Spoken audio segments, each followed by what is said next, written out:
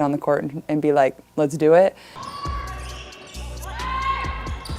Good, see? 2 days is not much time to build a team. That is what makes this stretch in Miami so important for Team USA. On paper, the roster already has star power. What it does not have yet is game rhythm together. And before the group heads to San Juan, Puerto Rico for the FIBA Women's World Cup qualifying tournament beginning March 11th, that is the real job. Not headlines, not highlights, chemistry. That part is easy to overlook when the names are this big. These players come from different teams, different systems, different habits. Even great players need time to learn each other's pace, where the pass should arrive, when to cut, when to space, when to trust that someone will rotate behind them. In a camp this short, every drill carries more weight because there is no room for a slow build. So Miami becomes less about spectacle and more about synchronization. The coaching staff is using these sessions to tighten offensive sets, sharpen defensive rotations, and speed up communication before the games start counting. Once the tournament begins, there will not be much time to figure things out on the fly. And inside that larger team story, one player draws a different kind of attention. For Caitlyn Clark, this camp is not just a national team stop.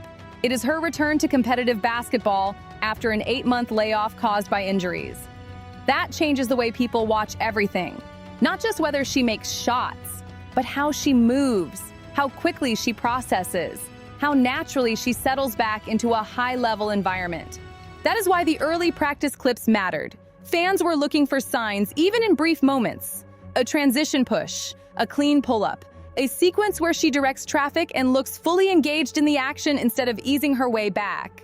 And from the footage circulating online, the biggest takeaway was simple. She did not look tentative. That matters because rust usually shows up before confidence does. But in the clips from day one, Clark looked active, assertive, and comfortable stepping into the flow of practice. She was involved in team drills, moving the ball, getting into shots, and already appearing willing to organize possessions on the floor. For someone coming off that much time away, that is exactly the kind of early signal fans wanted.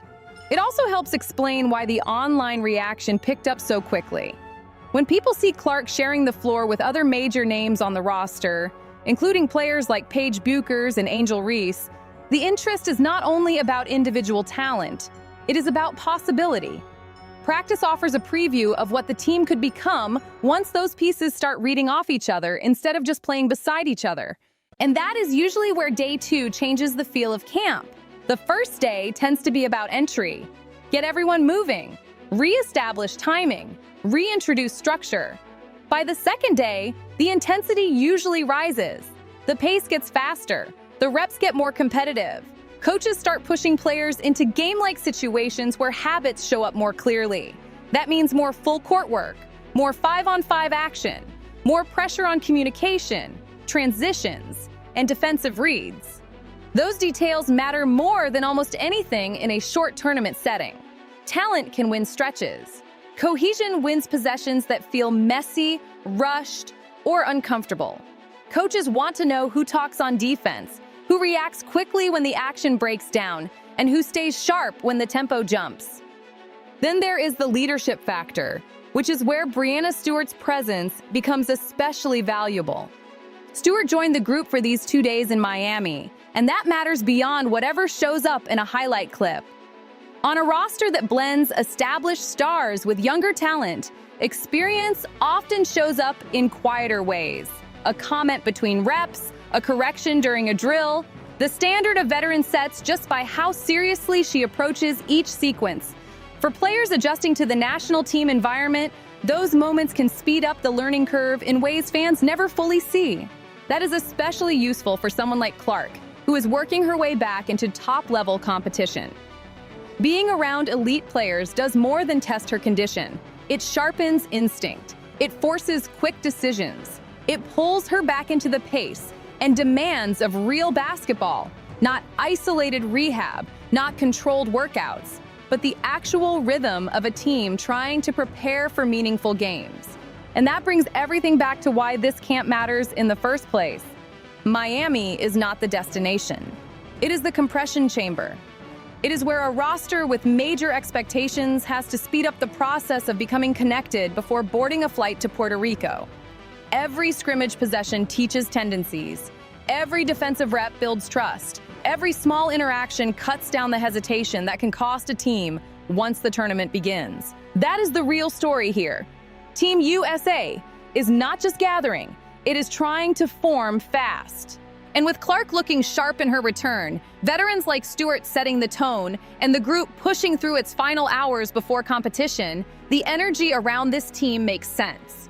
Not because everything has already clicked, but because the pieces are starting to show how dangerous they could be once they do. What makes that even more interesting is how quickly international basketball forces clarity.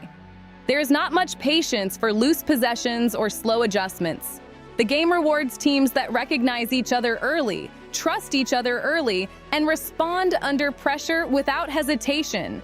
That is why this camp is not just about getting in shape or reviewing sets. It is about compressing months of team development into a matter of days. Of playing under a certain system carries over.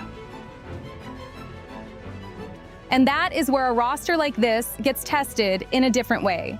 Star power can create excitement before the tournament starts, but once the ball goes up, reputation stops mattering. What matters then is who can make the simple read at full speed, who rotates on time, who fills the right lane in transition, who stays composed when a possession breaks down and the original action is gone. Those are the details that separate a group of big names from a team that actually controls games. For Clark, that next step may be the most revealing part of this whole process. Looking sharp in practice is important, especially after 8 months away, but tournament basketball asks a different question. Can that rhythm hold once the pace becomes less predictable and the pressure becomes real? Can she stay aggressive while also fitting into a team structure packed with talent?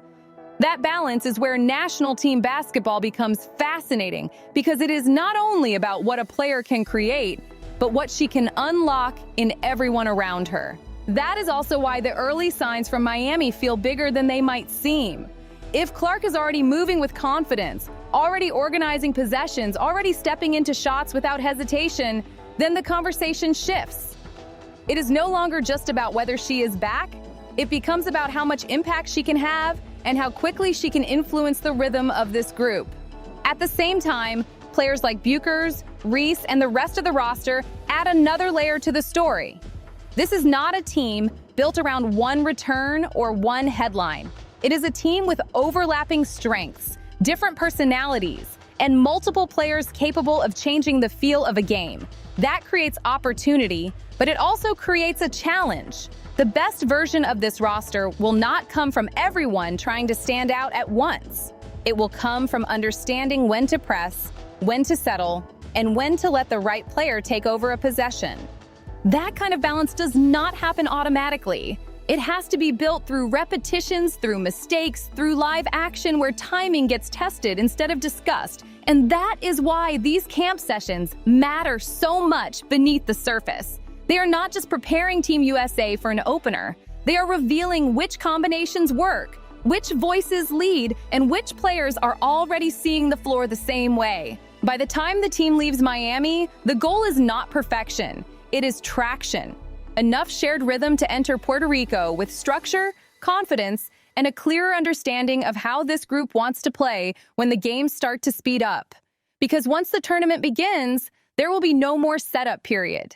Everything these players are building now will have to show up in real time. And that is what makes this moment so compelling. Team USA is not walking into Puerto Rico as a finished product. It is walking in as a team that had to build fast, adjust fast, and trust fast. Miami was the pressure point, the place where talent had to become timing, where names had to become roles, and where all the noise around this roster had to give way to something more difficult and more important, actual cohesion. For Caitlyn Clark, this camp was about more than a return. It was a test of presence. After 8 months away, the question was never just whether she would step back on the floor. The real question was whether she could immediately look like someone who still belongs in the center of high-level competition. And from everything coming out of Miami, that answer is starting to take shape. But the bigger story is still unfolding. Because this roster is not interesting just because of who is on it. It is interesting because of what it could become once the pace sharpens, the chemistry settles in, and the pressure starts exposing what is real. That is when talent stops being a headline and starts becoming an identity. Now the camp is over, the talking is over, the setup is over. What comes next is the part that tells the truth. And if this group carries the energy from Miami into tournament play, then this may be the moment where all the potential people keep talking about starts turning into something a lot more dangerous. If you want to follow every shift, every breakout, and every layer of this story as it unfolds, stay locked in with the Courtside leaks, because this is exactly where the noise ends and the real story begins. We've got every angle covered, every leak, every backstage twist, every moment they won't show you. Hit like, subscribe, drop a comment, and share this video. Stay locked in with Courtside Leaks, your home for the truth behind the WNBA headlines.